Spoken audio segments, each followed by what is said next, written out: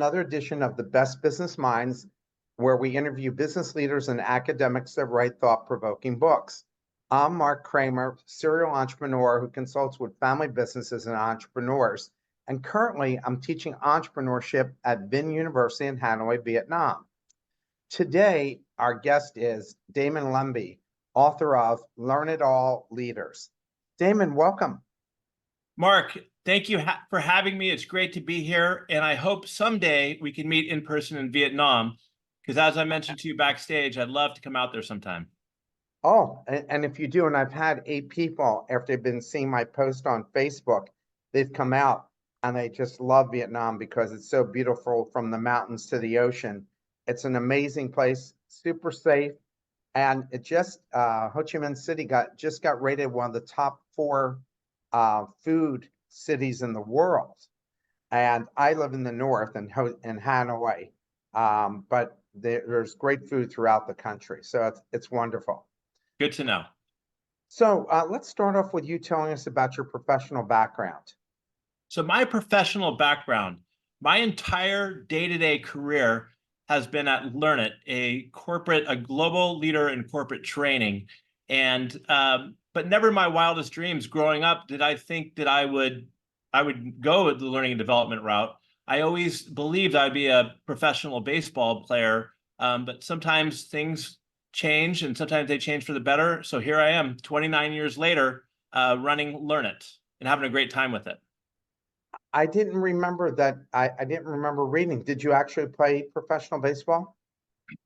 So out of high school, I was drafted by the Atlanta Braves, and I had a choice whether to go the minor league route or the college. And I ended up taking, I went to Pepperdine University on a full baseball scholarship, which we'll probably talk about some of the lessons I learned there. I played at Pepperdine, got hurt, left, got drafted again by the New York Yankees, and ended up going to Arizona State, played there. Unfortunately, I didn't get drafted again. So the roundabout answer to your original question was I never played professionally, but I had a couple opportunities before I moved on to Learn It. Oh, yeah, but you played college ball. That's phenomenal. Played college ball, and as we mentioned, I'm 51, and I played all over the world from Korea to different countries, and I've played with everybody. I would say, if you're a baseball fan, from Nomar Garciaparra to Todd Helton, so of course, unbelievable experience meeting those types of people and playing with them and against them. Oh my gosh, and those Garciaparra could have been a Hall of Famer, I guess, if he had not gotten injured so many times. So the one thing I'll say about Garciaparra, I played against him in the Cape Cod Summer League, and you could tell he was a sophomore at Georgia Tech, and you could just tell the natural ability he had, that he was going to be somebody special. And he was actually a really, really nice guy as well. As I've read about him. So you mentioned 2 types of learners, extractors and scholars. Can someone be both? And if so, how can they develop both aspects of themselves? So I define an extractor, really as somebody who seeks and pulls information from everywhere and anybody they come in contact with, because I think you could learn from everyone. And they learn from real world experiences. And on the flip side, you have scholars, academically strong, are really good at absorbing information and doing great on tests. I was more on the extractor camp, really, that's for sure. But absolutely, I think, Mark, people could be both. I think that people can be both. And I know some very brilliant leaders and founders of organizations who are both. In my book, I just talk a lot about that the extractors, that they don't need an MBA to, it shouldn't limit them to pursue their dreams for entrepreneurship or whatever they want to do. But yes, you could be both. So how do you define those folks? How do you define extractors and scholars? We all think of just academics as scholars, but how do you define them? So I define extractors as individuals who are very curious, and they're open. They have an open mind, and they want to learn from every situation. You know, at work they could learn in the flow. You put them in a cocktail party, they could talk to anybody, and because they always believe that there's something you could learn from everyone, and that there's everybody is more of an expert at you than something. So if you're a great listener and you're curious, you can do that. On the flip side, scholars, they're great academics. You know, they thrive in the academic community, whether it's writing papers or attending classes, and they can really organize and do a lot with do well on passing tests. And so, yeah, that's really how I define both. I don't think one's better than the other. And if you have the ability to do both, fantastic. What made you decide to write this book? I'd really say there's three things.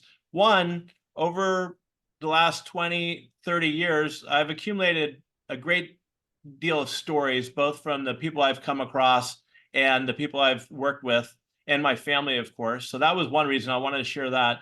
Number two, I really wanted to be able to give back my experiences. I feel like I've had some unique experiences playing for 3 Hall of Fame baseball coaches that really has helped me model my leadership style.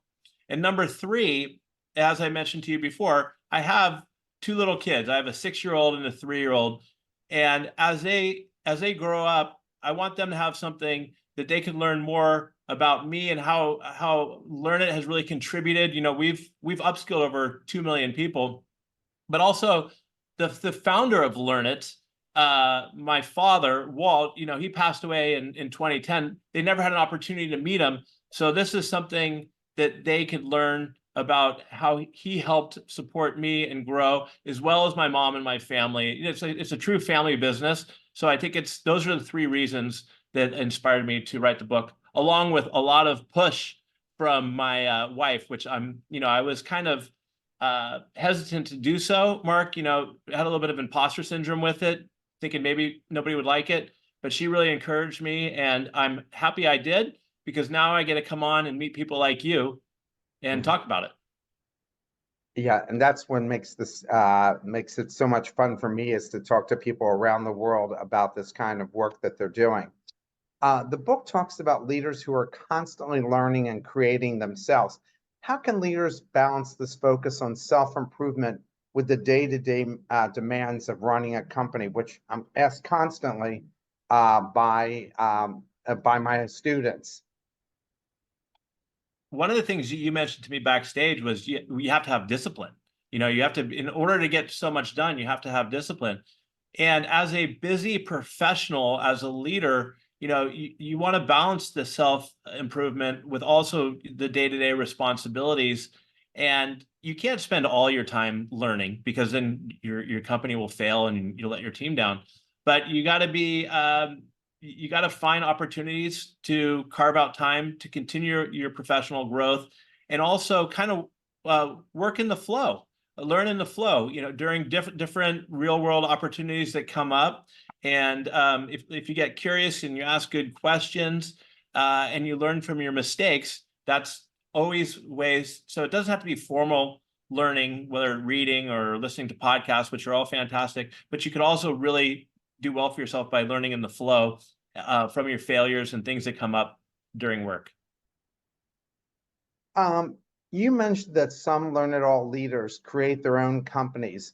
Are there specific leadership qualities that are more important for leading startups compared to established companies? Well, I think that's a great question. I'd kind of be curious to hear what you have to say, since you worked with so many different, especially startups. I would say yes. I think there is. I think if you're a startup founder or leader, I think having a solid vision is super important. You know, you need to be innovative, agile, and you also need to be willing to roll up your sleeves and do the work. That is really what I think for the founders of entrepreneur, you know, of startups. Now, when it comes to established companies and organizations, of course, you need to have a vision and everything like that, but you also need to really focus on operational efficiency, strategic planning, managing risk. One of the things I didn't mention about startups is the risk tolerance has to be high because things are going to be changing and you got to take chances. Whereas an established company, you need to be a little bit more mindful of risk. And of course, I think especially for established companies, you have to communication across the board. As a company grows, it's really important to get that communication out there through different channels to be able to keep your team as your team grows. It's much different than if you're a small startup getting started. Yeah, I would definitely agree with all that. You mentioned overcoming, you just mentioned it tonight, imposter syndrome by focusing on hard work, focus on learning. Can you elaborate on specific strategies you use to develop those qualities in yourself? I would say this kind of goes all the way back to when I was playing baseball. When I first got to Pepperdine, I went in as a high school All-American, and I was, before in high school you're better than everybody. You get to Pepperdine, everybody as good as you are, and it's a little intimidating. And so I had imposter syndrome, and things didn't really go as well for me as I wanted them to. Fast forward to getting to Arizona State. When I got there, one of the best baseball teams in the country, I still had imposter syndrome, but this is really where I kind of built that framework of hard work, focus, and learning. And basically, it was like, I'm just going to work harder than the next guy. I'm going to work harder than everybody, and I did that. And then I also focused. I said, my defense is weak. I really need to focus on that. So I worked hard. I put in the focus, and then when it was game time, if things didn't work out, I didn't beat yourself up too much over it, and you use those as learning opportunities. And really, that just helps a cycle, a flywheel of getting better. And Mark, I didn't really realize it until several years later when I got into the business world, and maybe I had to give a tough presentation or have a hard conversation. That I just kind of used that model of those three things, and putting my focus and hard work into it. It gave me more confidence in overcoming situations that maybe I was a little intimidated by.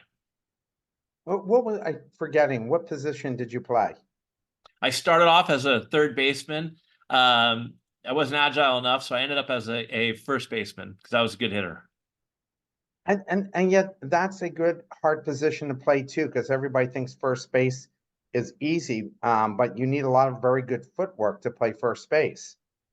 Yeah, I think that, and they're always throwing the ball to you, so you have to be awake all the time. Where if you're playing left field, maybe you can take a nap most of the time. Sometimes. What did you get them? What was the most you learned from baseball? I learned a tremendous amount of from baseball, and it's I learned more from playing sports, I think, than pretty much any other area in my career. And it's kind of a theme, Mark, in speaking to a lot of different athletes, tennis pros, soccer players, of all levels. And from baseball, you learn collaboration, you learn discipline, and one of the biggest ones, to answer your question, is learning agility. And what I mean by that is, in baseball, you go up to bat, you strike out, you might get some immediate feedback from your coach or from yourself, and then you gotta apply that immediate feedback almost instantaneously, 15 minutes later. So learning agility, I believe, is a huge thing that I learned from playing baseball. Did you also, this is something I've learned from baseball and probably football as well, maybe not so much basketball, but those two sports, you don't know how people are going to blossom over time. Mhm. So there are people who end up being first round draft picks and total bust. Mhm. And there are people like Don Mattingly and other great players, Mhm. Mike Piazza, who are late round draft picks and end up either being Hall of Famers or close enough to being Hall of Famers. Why do you think that is? I mean, why? Because all these scouts have looked at, I mean, now, right? They look at every statistic imaginable and psych evaluations, everything. And still, these first round picks often don't make it, and much later round picks end up having Hall of Fame careers. I think it's a great question, and I've thought about that a lot actually. And I do think that that happens in basketball too.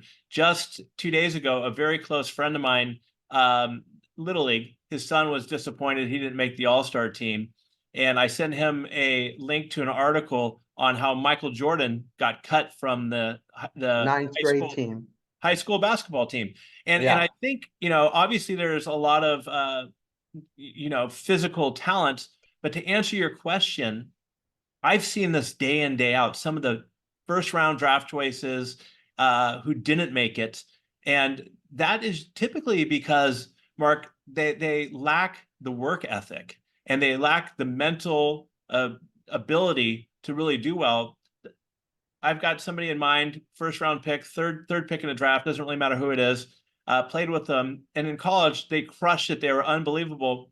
But I'm not surprised that they fizzled out in the big leagues, because in the minor leagues, really, because when they got there and the talent levels up, they didn't have the mindset and the skills to really keep evolving. They didn't have the work ethic. Where a gentleman you might know, who was actually my roommate for a couple of years, Billy Mueller. Do you remember Billy Mueller? He won the batting Yes. title for the Boston Yeah. Red Sox. Yeah. So Billy was I think he was like a 28th, 30th round draft choice, scrappy guy. Nobody gave him a shot. But when he got into the big leagues, nobody worked harder than he did. And nobody was tougher mentally than he was. So that's some of the things that, that you go through all those tests and everything. You said they test everything, but sometimes you either have it or you don't. And it's really, those are two different examples right there. But I think a lot of it is the mental. They say, $1 million body, 10-cent head. And Oh my God, that's something they used to say back in the 20s. My grandfather used to say that all the time because Connie Mack came up with that saying. yeah, it's the absolute truth. You see some of these guys, they hit bombs in batting practice, right? And then the game starts and the guy throws them a slider and strikes out, and then they're just done for the day. It's in their head, and they can't compete. And that happens in the business world too. Somebody has a bad day and they just can't get over themselves. I read a book on Sandy Koufax. I read Bob Gibson's book, and Bob Gibson said that every time you went up against Sandy Koufax, if he struck out the first three guys, game was over. He Oh said the yeah. guys just were mentally broken. And he would say, it's only the first inning. And they would say to him, yeah, but his stuff is great today. Like he would strike out Orlando Cepeda, Lou Brock, I think it was Bill White. And he said they literally, I would lose 1-0 because they were broken. Yeah. I don't think I'd want to. I don't know if all our listeners are big baseball fans, but I don't know how I would do against Sandy Koufax. I mean, he was a wicked left-handed pitcher, and Bob Gibson was super intimidating. So I think that they both had a mental edge on the hitters coming up to bat. No question. We have a question from the audience. It sounds resilience is more important than talent. In your opinion, how really help people in the areas of life, including professional and personal, to develop resilience? I think resilience is the most important thing you can have. I think so. I mentioned, talent is important, right? For sure. But resilience is critical. And I think to improve your resilience, one of the things is that you need to be able to get comfortable with failure. You need to understand that failure is going to happen, and you pivot that from being a negative into a learning opportunity for yourself, and learn and grow through the failure and resilience, and that will help build your resilience. I was talking to somebody the other day, Mark, also about resilience. Go out and read Man's Search for Meaning by Viktor Frankl. I mean, one of the greatest books of all time. I mean, Yeah. you want to talk about resilience. There's nobody more resilient than those situations. But no, I think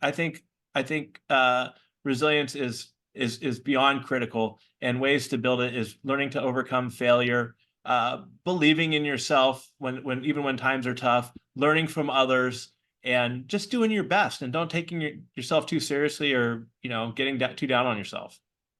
It's funny, I tell that to students all the time because I'm in a like the Harvard of Vietnam. And these kids were all 1,500 till some of them were like 1575 board scores. Mhm. And they won all the prizes and everything.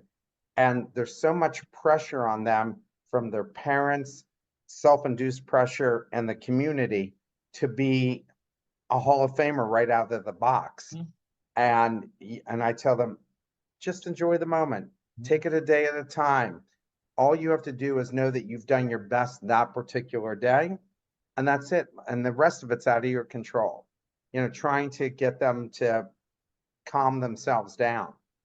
I wish there is, I think the root cause of that is the parents, right? And so how do you help with the parents? It reminds me of a story. A couple 6 months ago, I was walking up the hill to my house with my 6-year-old daughter, who was going to join doing a little bike race for kids.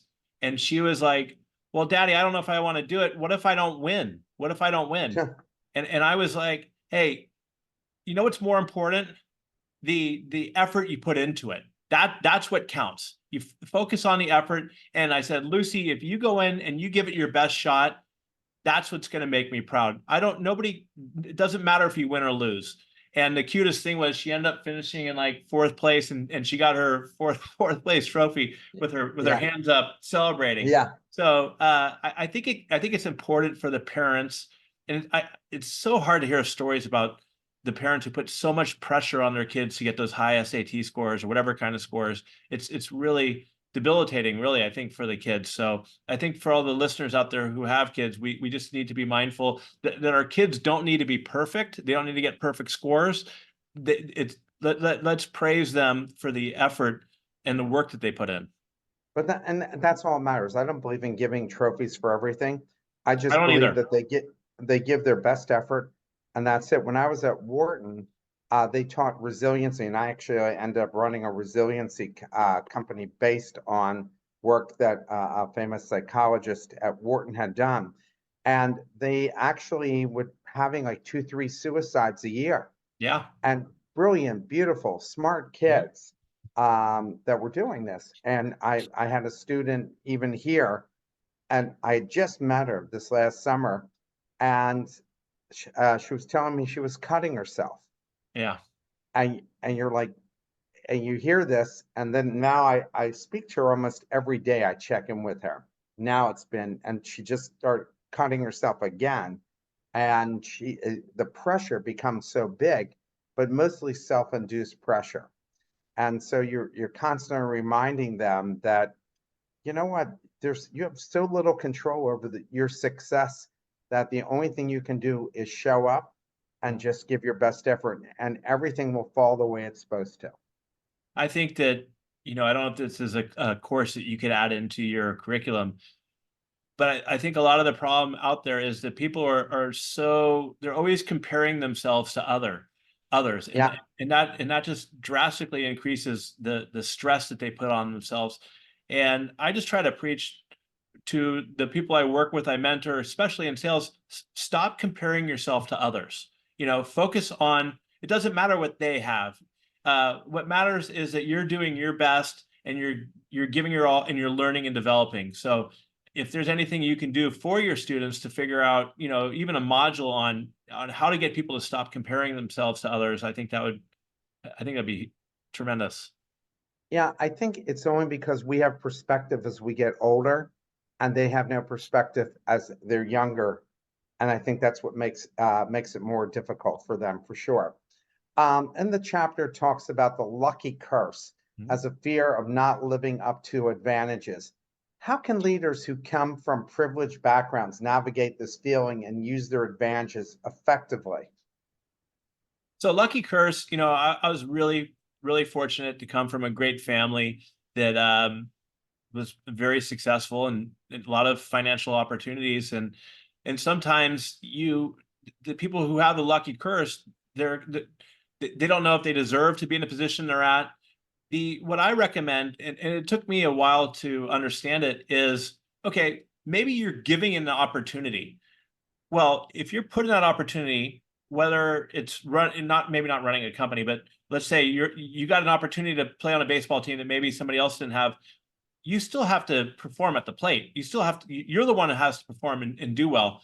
And I think that sometimes people don't leverage the opportunities they have and the network they have. If you come from a privileged background and it's a situation where you have access or leverage to a bunch of great leaders that other people don't have, don't feel bad about it. Don't take it for granted. That's for sure. Which my parents did a great job raising my brothers and sisters around that. Is, you know, to be grateful for what you have, but leverage it, take advantage of it. You use it to better yourself and to help others.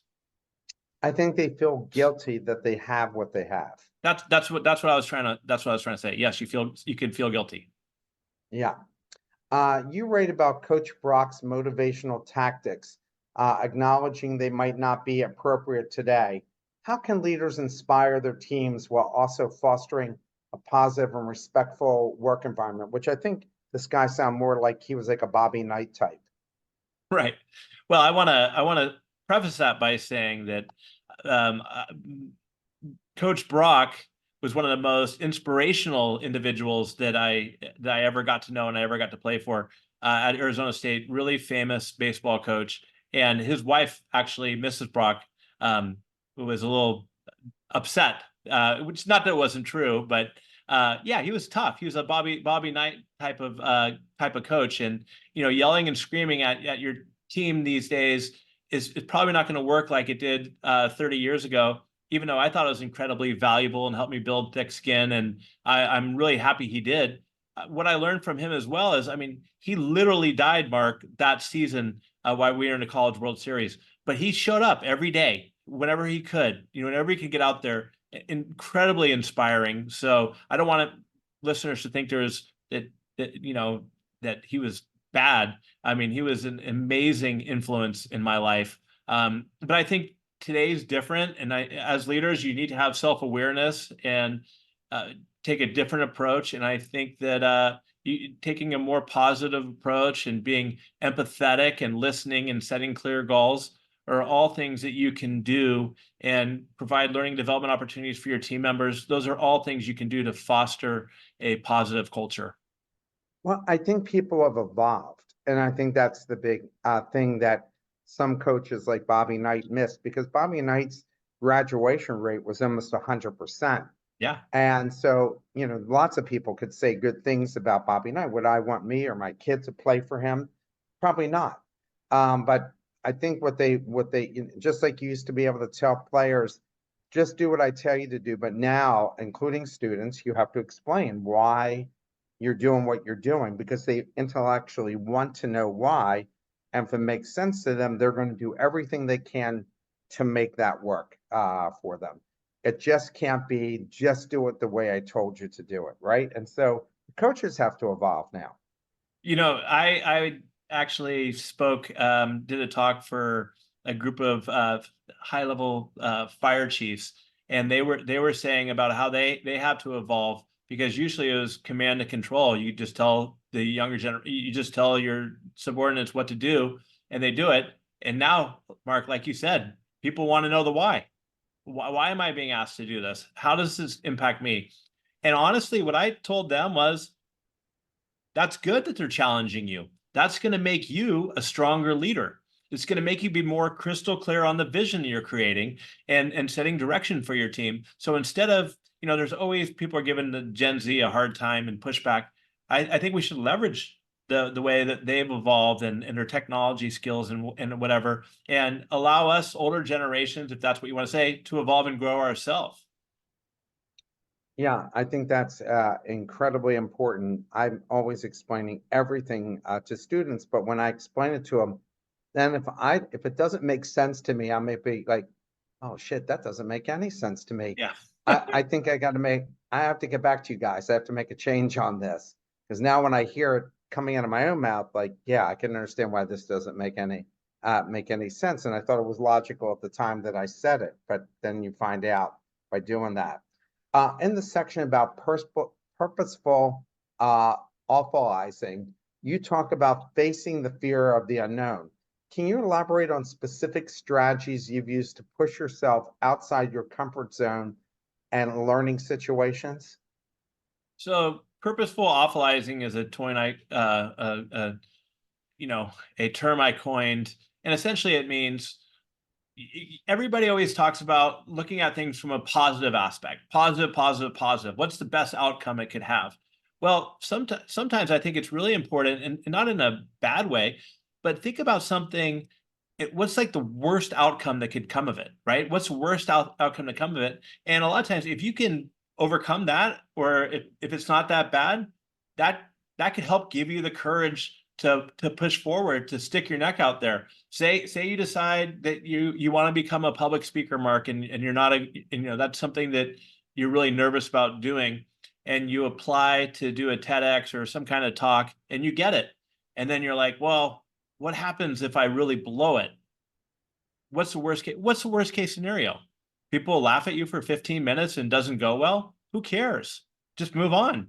People have their own lives to worry about. So that's really what I mean about having the courage to do things, and not being afraid to look at the worst case scenario in a situation, and realizing, labeling that, yeah, that's a fear you have, but maybe it's really not that bad. Now, on the flip side, if the worst case scenario is that you lose your house, or you lose your job, or you lose your life, well, then obviously I wouldn't recommend that risk.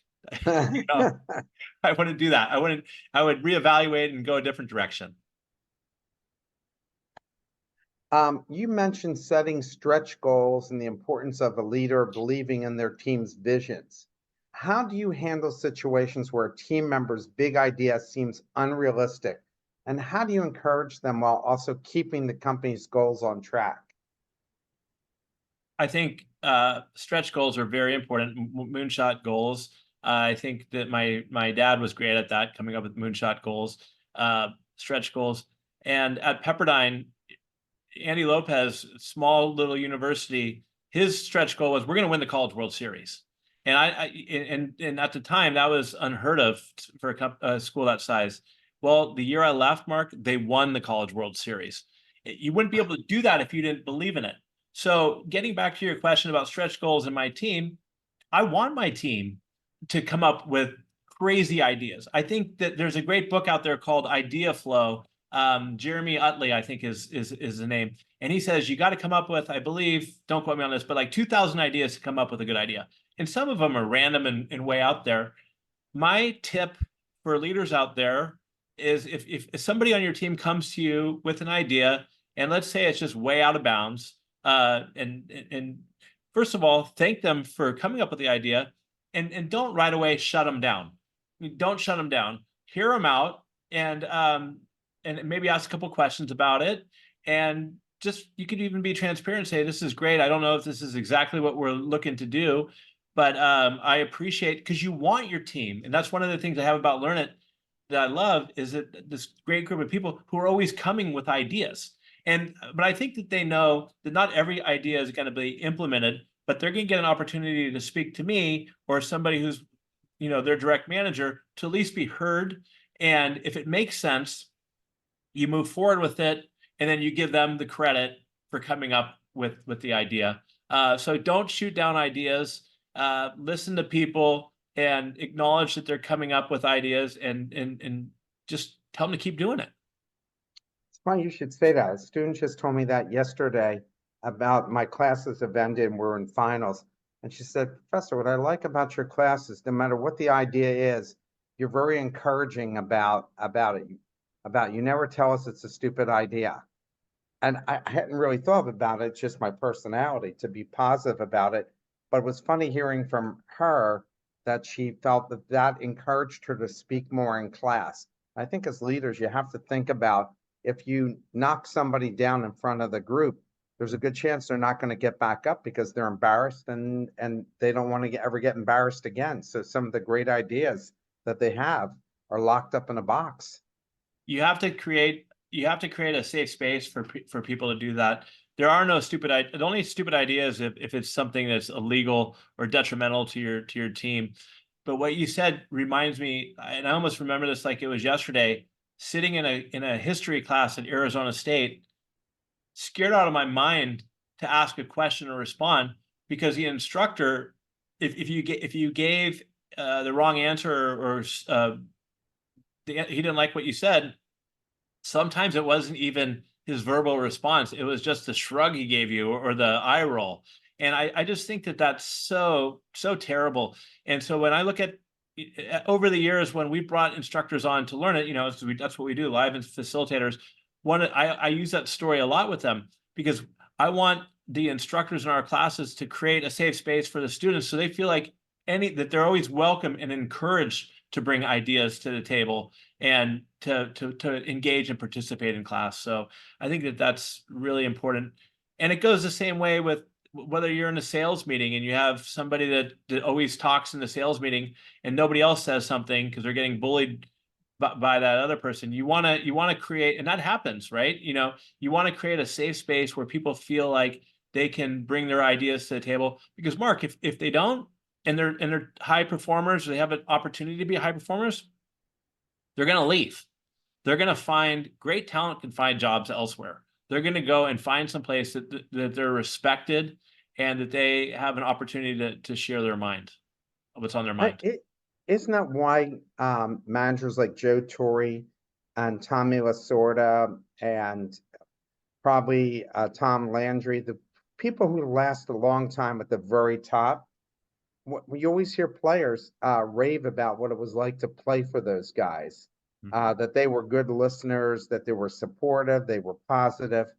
And we had Larry Bow, who was a great shortstop, but a lousy manager, because guys said he would roll his eyes and give them a look if something went wrong. And so it was very discouraging to them. But all the great managers, it seemed they all have that in common. And that, one of the areas that we work with a lot at Learn It, and personally for the people I mentor, is that a lot of times, Mark, individual contributors, great, like Larry Bow is a great baseball player. I know an individual who is an unbelievable salesperson, got promoted to a sales management role. They don't always make the best leaders. And the reason why they don't make the best leaders, it's a completely different skill set. So what takes you to be great as an individual contributor, let's say in sales, is different than what it would take you to be. And my recommendation, be a leader, my recommendation for entrepreneurs, small business owners, and leaders of big teams is we need to get away from this old style of thinking that the only way to promote people is through, putting them into a leadership role. I think promotion should be based, if people don't, and you should ask people if they want to be promoted into leadership before just pushing them in there. I think there should be promotions, for technical ability, because not everybody is built to be a great leader. I mean, Joe Torre wasn't a phenomenal baseball player, but he was a tremendous manager. So it's a different skill set that takes self-awareness, patience, ability to listen. And a lot of times that people don't have patience who are great individual contributors, because they don't understand why people can't perform at the level they did.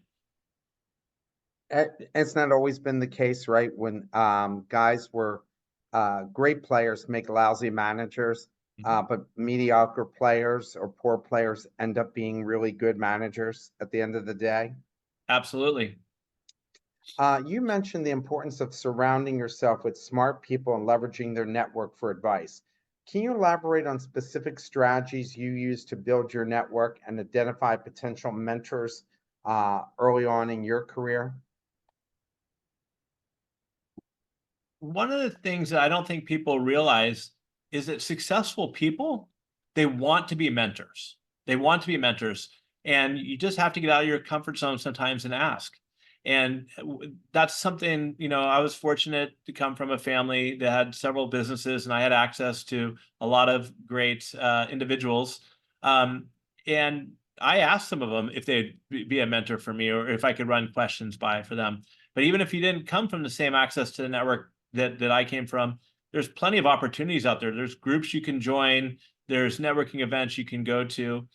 But it's one thing to get a mentor, and it's another thing to really improve that relationship. I'm not coming up with the right words here, but it can't be a one-way street. If a mentor gives you advice, well, first and foremost, you need to listen to what they're saying.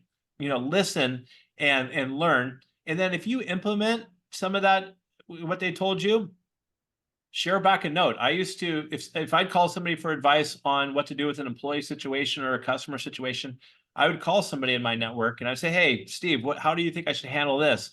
And then I would, instead of letting it go into a dark hole, I would reach back out to Steve and say, hey, thank you so much. Here's what I did.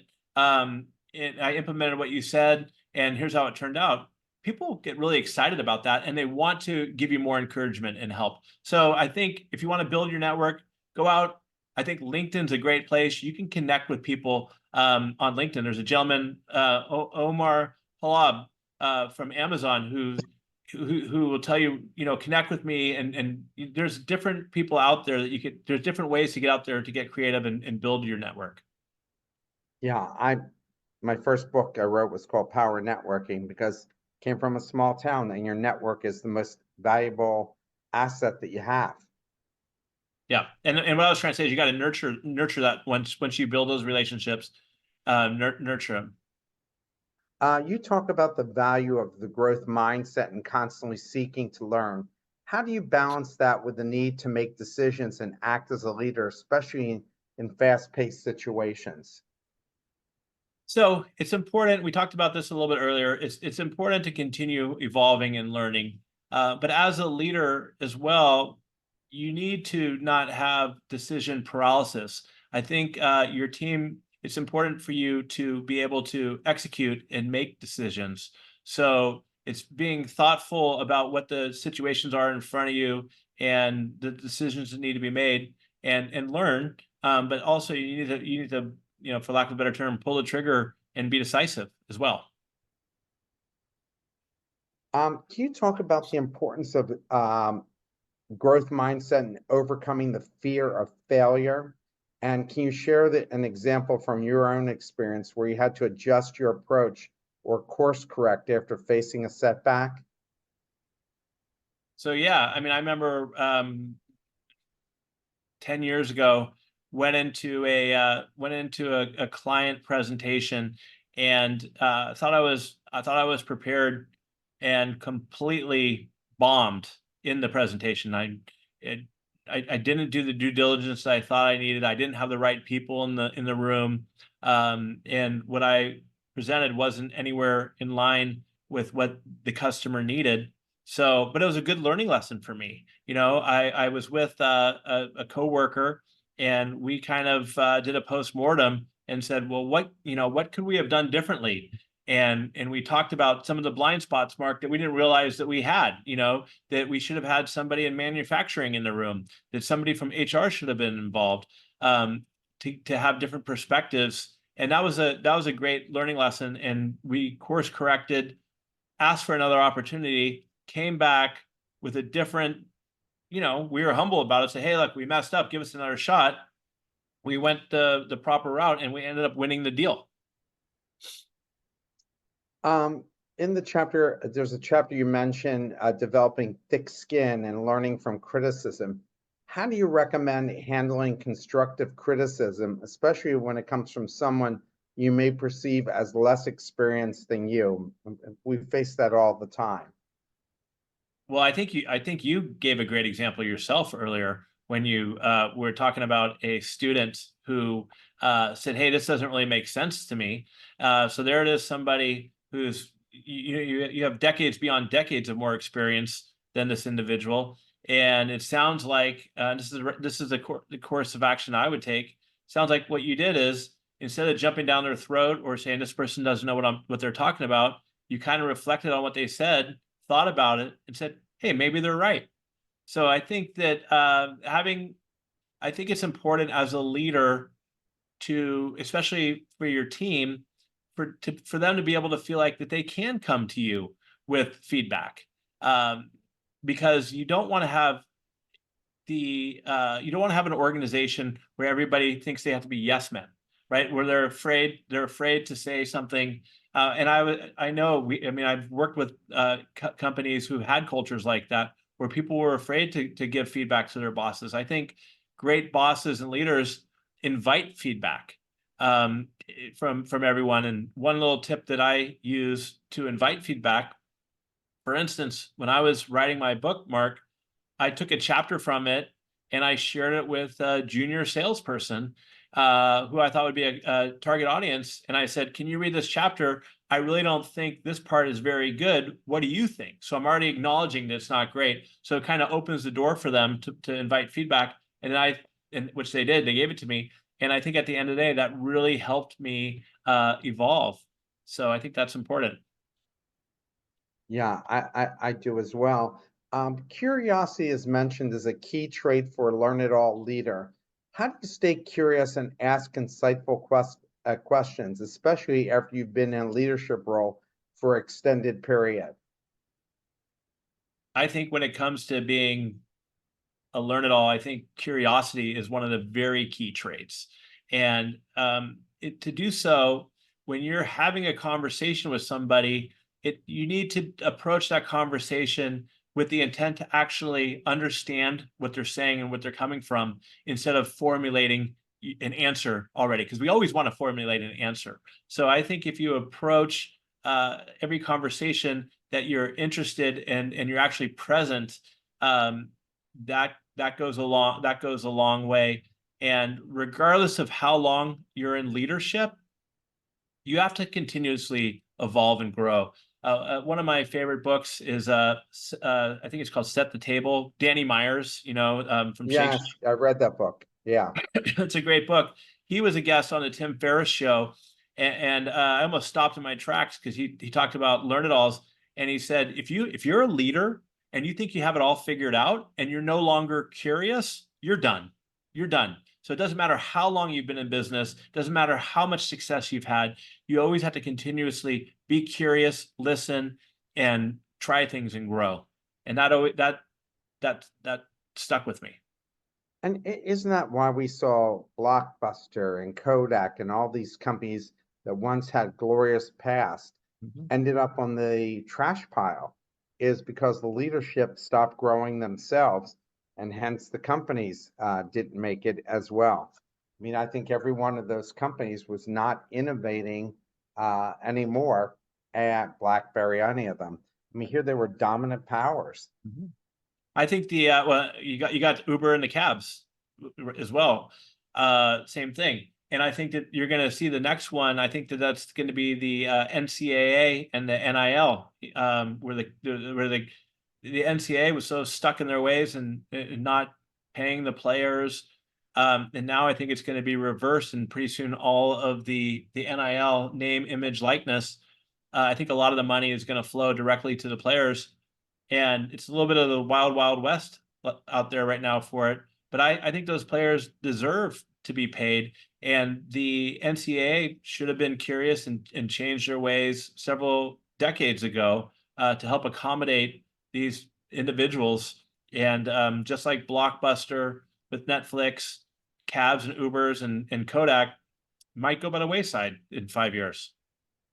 Yeah, I mean, like, look, that NIL isn't going to be it's going to be insane, and that's why coaches like Nick Saban retired. He Yep. just doesn't. And I think Jay Wright saw it from Villanova that this was coming, and it's not been pretty. I mean, guys are professional athletes now, and just leave a college after 1 year. The academic side has no interest to them whatsoever. Let's make all the money I can right at this moment. Question from the audience. That is correct that Gen Zs want to know the whys before getting involved and taking any action. But at the same time, it seems compared to older generations, they have more sense of entitlement. Do you think these traits are connected? And do you think modern style of leadership in current climate requires accepting and getting comfortable with accepting the sense of entitlement of Gen Z workers, or are there other ways? Well, that's a loaded question. Yeah. Right. And I Yeah. would say that sure, there are Gen Zs who are self-entitled. There's also but baby boomers who are deal with entitlement. There's challenges all around with that. And yeah, without a doubt, I think that there's a new generation, and things are looked at differently. And I just want to go back to what I said earlier is instead of looking at the Gen Z generation as kind of a pain to work with, I think there's a lot we can learn from them, especially around technology. And Mark, we haven't even talked about this, but especially around stuff like AI, which is exploding. I think that they're going to be revolutionizing how the workforce is going to be in the future. So yeah, self-entitlement is a challenge. And for somebody who's got two young children, I think it's the parents' responsibility. And these parents are people like me in our 50s. So if our kids are entitled, it's because we're allowing them to be that way. So we need the root cause or root problem needs to start at home, and we need to do a better job making sure that our kids are grateful for what they have, and that they understand the importance of hard work, and that things shouldn't be handed to them. So hopefully that answers the question. How can leaders use AI in a positive way? Have you been really looking at AI and how you can use it as a tool to help coach and mentor people? Yeah, I don't know yet about coaching and mentoring people. I think if you asked my team, we have about 50 or 60 people at Learn It. They think I'm a little nuts when it comes to AI. I'm not a technical person, but I know where the world's heading. And I don't have all the answers, but I know that I know that if you're not leveraging AI and becoming a power user, you're going to get left behind. And I think that there's a lot of positives. There's a lot of scary things, but there's a lot of positives about it. I think that AI can never be something that's used just by itself. Like you shouldn't write a simple example is you can't write a document, important contract or communication with a client and just send it out. But there's got to be a connection between the AI and the human. And I think that that's what's really important. I think the AI can help evolve your work, save time in certain areas, and spend your time doing more important things. Sometimes it can do some research for you that will free up time that can help you think and be. I think that in the future we need to be more creative, and so that's things that leaders can do, is to get people to use AI, which a lot of people are, get them to experiment, come up with ideas, and then get them to think and be creative with their thought process. In the section Wonder Why, you talk about possibility of spotting and using curiosity to turn challenges into advantages. Can you share another example from your experience at Learn It where curiosity helped you identify and capitalize on an unexpected opportunity? So some of the greatest innovations in history have come from having to work with constraints, right? So having to get creative and work within constraints. One, possibility spotting is another kind of term I've coined. Is a great example. One of my favorite examples was COVID, and COVID was horrible, and but we had to make the best of it. And I remember walking up the hill when everything went remote. We went from being a in-person first organization, Mark, to realizing that COVID, everything was going remotely. And so I got curious. I said to myself, what can we do to leverage this for the better? Instead of just sitting at home and crying over it, there was a great podcast I listened to by Patrick Lencioni, who's awesome. And I think it was, gosh, I can't remember what episode it was, but it was a while ago. And he said, get off your couch, stop feeling sorry for yourself with COVID, and come up with ways to get creative. And so what we did at Learn It, what I came up with at Learn It, I said, well, what industries are struggling? It's always hard, Mark, to find great salespeople. It's hard. And so I said, what industries are struggling? Well, you know what industries were struggling at the beginning of COVID? Event planning, ticket sales. Nobody was doing company events, and nobody was selling out arenas to go see the Lakers play. And so I went in on a Saturday morning and I sent out about 200 LinkedIn messages to individuals who are in ticket sales for the Utah Jazz to the Miami Heat, everything. And from that, Learn It hired 6 not just from those LinkedIn requests, I had a recruiter's help. We hired 6 remote salespeople outside of the Bay Area, something that we never really ever did before. And we called it the Learn It Worldwide sales team. And 3 of those 6 are still here. And so that was an example of making the best out of a tough situation, really was pivoting and learning and really getting curious about what we can do to make the best of this. And I'm super proud of what we did and the team that we've created out of that. What have you learned about great salespeople? I mean, what makes a salesperson really good and successful for the long term, where the product just doesn't sell itself, where they actually add value? Well, I think it's a great question. I think to be a great salesperson, one of the key traits is to be a great listener. To be a great listener, and really asking open-ended questions to customers and getting to understand, really not push their product down the on top of the prospect, but really understanding what their business goals or pain points that they're trying to achieve. So being a great listener. And then Mark, the other thing that I talk about a lot, because I love sales, right? So, and I work with a lot of sales leaders and individual, sales reps. Another really important one is fundamentals. I think great salespeople, just like baseball does spring training every year, they practice the fundamentals. And if your role is outbound prospecting, then you're making your phone calls, which, by the way, for you salespeople out there, picking up the phone and making calls still works. It works more now, I think, than pre-COVID. So doing the fundamentals, running great meetings, getting your activity going, being disciplined with your calendar. Those are all fundamental things. So being a great listener, keeping the fundamentals, and always being willing, again, to have the learn it all mentality and evolve. Because you know what, Mark, what worked 15 years ago at Learn It, what worked 5 years ago at Learn It, it doesn't work today. So you keep the fundamentals, but you need to be willing and evolve and adapt to the client's new way of buying. I think now the average B2B deal has about 7 decision makers involved, or 7 people involved in the decision.